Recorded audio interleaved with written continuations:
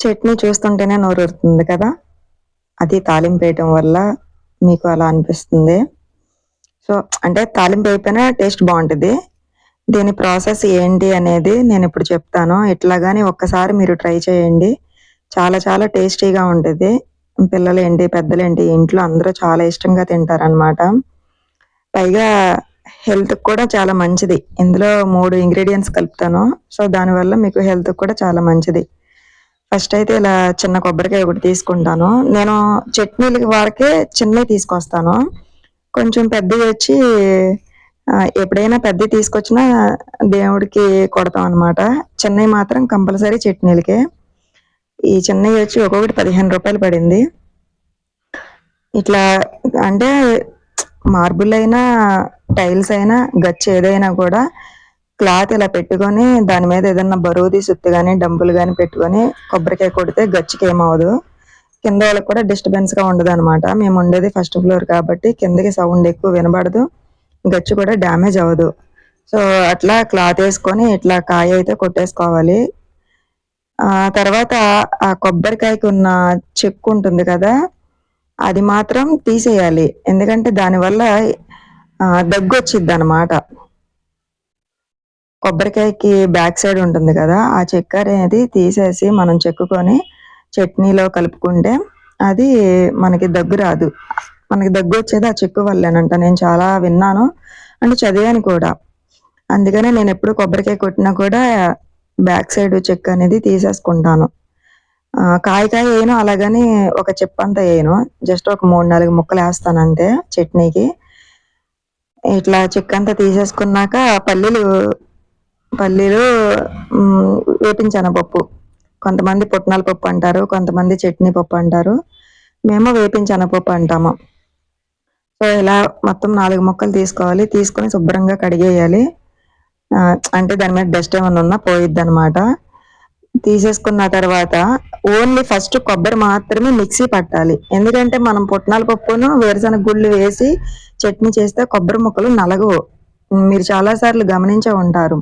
ముక్కలు ముక్కల్లా ఉంటాయి. మనం ఎలా అయితే కోస్తామో అలాగే ఉంటాయి. కొన్నే నలుగుతాయి, కొన్ని నలగవనమాట. సో, అందుకని ఎప్పుడైనా కూడా నేను ఇట్లా కొబ్బరి ఫస్టు తురుము పట్టేస్తాను మిక్సీలో. అది కొంచెం బాగా మెత్తగా అయిన తర్వాత అప్పుడు పల్లీలు వేపుకొని, పుట్నాల పప్పు, పచ్చిమిర్చి, సాల్టు ఇట్లా వేసుకొని చట్నీ చేస్తాను. అప్పుడు మనకి కొబ్బరనేది మనకి తగలదు నోట్లో. నెక్స్ట్ ఏంటంటే అది బద్దలు బద్దల కింద కూడా ఉండదు. ఇట్లా మెత్తగా అయిపోతుందనమాట. సో, ఇలా మెత్తగా అయిన తర్వాత మనం పల్లీలు తీసుకుందాము. ఇంట్లో మనుషుల్ని బట్టి తీసుకోండి పల్లీలు. ఎక్కువ వేసుకుంటారో, తక్కువ వేసుకుంటారో అలాగా. నేనైతే 2 గుప్పుళ్ళేస్తాను. తర్వాత పుట్నాల పప్పేస్తాను. ఇలా సిమ్‌లో పెట్టుకొని, హైలో పెట్టుకున్నా మీకు పల్లీలు మాడిపోతాయి. సిమ్‌లో పెట్టుకొని చక్కగా వేయించుకోండి. పచ్చిమిర్చి కూడా ఇంట్లో చాలా వరకు పండిపోయినయి ఉంటాయి కదా! ఆ పండిపోయినయి వేస్ట్ చేయకుండా అంటే కొంతమంది ఎండుమిరగాయల కింద ఎండబెడతారు. కొంతమంది చాలా వరకు పడేస్తారనమాట. నేనైతే పడేయను. పచ్చిమిర్చి కూడా పండిపోయినయి, పచ్చియి అన్నీ కలిపి నేను చట్నీకి ఉపయోగిస్తాను. అప్పుడు చట్నీ కూడా కలర్ బావుంటది. టేస్ట్ కూడా ఉంటుంది. ఇట్లా పల్లీలు వేపేసిన తర్వాత ఇవి గిన్నెలోకి గాని, కంచంలోకి గాని తీసుకుంటాం కదా! నేనలా తీయను. మనం అట్లేసుకునే పెన్నం మీదకి తీస్తాను. అప్పుడు దీనికున్న ఆయిలు పెన్నానికి అంటుకుంటది. మనం ఏమన్నా అట్లేసుకున్నా, చపాతీ కాల్చుకున్నా ఆ పెన్నం ఆయిలు దానికి సెట్ అవుతదనమాట. ఎందుకు వేస్ట్ చేయడం అని చెప్పి నేను ఎప్పుడూ ఇట్లాగా పెన్నానికి తీస్తాను. ఇప్పుడు పచ్చిమిర్చి ఏసుకుంటా. ఇట్లా పండియి కూడా వేసుకోండి పడేయకుండా. ఇవి కూడా బాగా వేగిపోయిన తర్వాత తీసేసి కొంచెం చల్లారాక ఇట్లా మిక్సీ గిన్నెలో వేసుకోండి. మరీ వేడి చేయొద్దు. ఏస్తే మిక్సీ కాలిపోతుంది. కొంచెం చల్లారాక ఇట్లా వేసుకొని పుట్నాల పప్పు. పుట్నాల పప్పు ఒక గుప్పెడేసుకోండి. ఎక్కువ అవసరం లేదు. ఎందుకంటే పల్లీలేసాం కాబట్టి పుట్నాల పప్పు ఒక గుప్పెడే వేసుకోండి. తర్వాత టేస్ట్‌కి సరిపడా సాల్టు.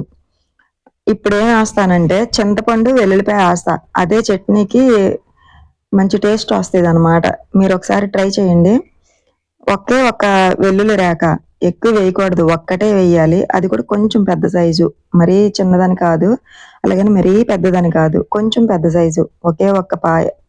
ఒక రేఖ. వెల్లుల్లి రేఖ. అదోటేసుకోండి. చింతపండొచ్చి ఇట్లా కన్నులుంటాయి కదా! సో ఒక కన్నుని తీసి 2 బద్దలు వస్తుంది, అది అటుపక్క ఇటుపక్క. అలా ఆ 2 తీసుకొని వేసుకోవాలి. దానికి ఏమన్నా డస్ట్ ఉన్నా తీసేసుకోండి. చెక్కు కానీ తాళ్ళు కింద ఉంటాయి కదా, అట్లాగా తీసేసుకొని ఒక కన్ను మాత్రమే వేసుకోండి. ఎక్కువ వేసుకున్న పులుపు వస్తుంది. అలా ఒక వెల్లుల్లి రేఖ, కొంచెం చింతపండు వేసుకొని మిక్సీ పట్టుకుంటే అసలు చాలా అంటే చాలా టేస్ట్ వస్తుంది. మీరు ఒకసారి ట్రై చేయండి. ఇలాగా చేయని వాళ్ళు ఉంటే బాగుంటుంది చట్నీ. కొంతమంది తాలింపు వేస్తారు, కొంతమంది తాలింపు వేయరు. నేను ఒక్కోసారి వేస్తా, ఒక్కోసారి వేయను. ఇట్లా మెత్తగా గ్రైండ్ చేసుకున్నాక మనం తాలింపు రెడీ చేసుకుందాము.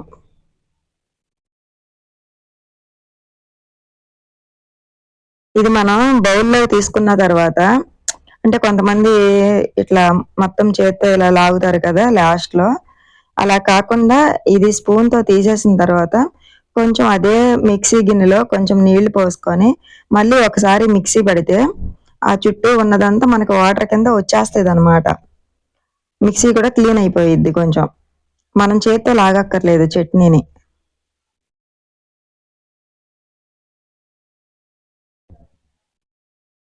అంతే, ఒక్క సెకండ్ చాలు. ఇప్పుడు తాలింపు రెడీ చేసుకుందాము. చట్నీ అయితే చాలా టేస్ట్ ఉంటుంది, కానీ ఎంత టైం పడుతుందో చూసారా. ఇంట్లో వాళ్ళు అనుకుంటారు చట్నీది ఏముంది అంతలో చేయాలి అని. ఈ వీడియోనే 8:30 నిమిషాలు పట్టింది, కానీ చేయటం ఇంకా ఎక్కువసేపే పట్టిద్ది. టేస్ట్ అయితే చాలా బాగుంటుంది, ఒకసారి ట్రై చేయండి. ఇప్పుడు తాలింపు రెడీ చేసుకుందాము. తాలింపులోకి ఆవాలు, పచ్చనపప్పు, సాయిగుళ్ళు, ఎండుమిర్చి, కరివేపాకు ఇవి మాత్రమే వేసుకోండి.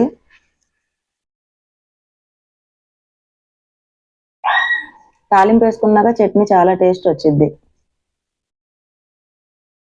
కాకపోతే వెంటనే తింటే బాగుంటుంది తాలింపు అనేది.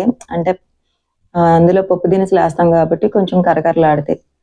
ఏ మధ్యాహ్నానికో, ఏ 10కో 11కో తింటే ఆ పప్పు దినుసులన్నీ చట్నీలో నానిపోయి మెత్తగా అయిపోతాయి.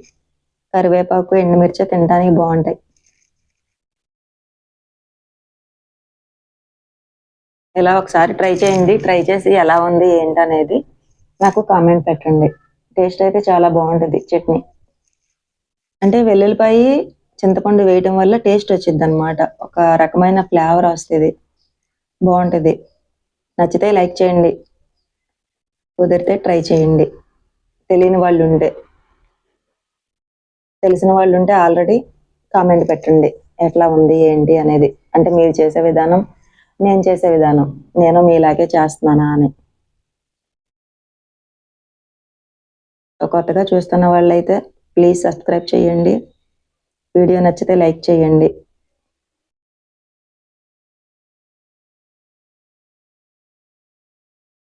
ఇప్పటి వరకు ఈ వీడియో చూసారంటే చాలా థ్యాంక్స్.